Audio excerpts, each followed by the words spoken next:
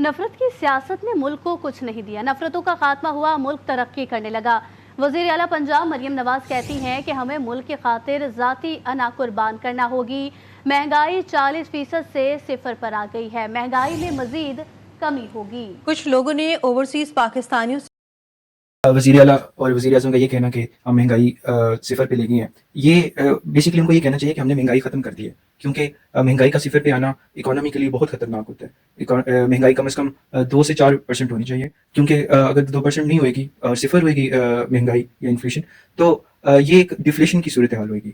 ہر کوئی یہ چاہتا ہے کہ وہ کسی کاروبار میں انویسٹ کرے اور وہ کاروبار جو ہے وہ کم از کم 2 سے 3% کمائے۔ اگر وہ یہ بھی نہیں کماتے ہیں تو پھر لوگ چیزوں کی خریداری ڈیلے کرنا شروع کر دیں گے، اس میں تاخیر کرنا شروع کر دیں گے، وہ کسی بھی کاروبار میں انویسٹ نہیں کریں گے، کیونکہ انفلیشن کی نہ ہونے کی وجہ سے چیزیں بڑھیں گی نہیں، چیزوں کی قیمتیں نہیں بڑھیں گی تو منافع نہیں بڑھے گا۔ لوگ گھروں کو لیتے ہیں تاکہ گھر کی قیمتیں جو ہیں وہ انکریز ہوں، لیکن اگر وہ انکریز نہیں ہوئیں گی کچھ عرصے بعد تو وہ لوگ تاخیر کرنا شروع کر دیں گے، ڈیلے کرنا شروع کر دیں گے۔ اسی طرح سونے کو اور کافی ساری دوسری چیزوں کو جو مہنگائی کے ساتھ ساتھ چلتی ہیں تو وہ جب رک جائیں گی ان کی قیمتیں تو یہ ڈیفلیشن کی صورتحال ہوگی، اور ڈیفلیشن اکانومی انفلیشن سے بھی زیادہ خطرناک ہوتی ہے۔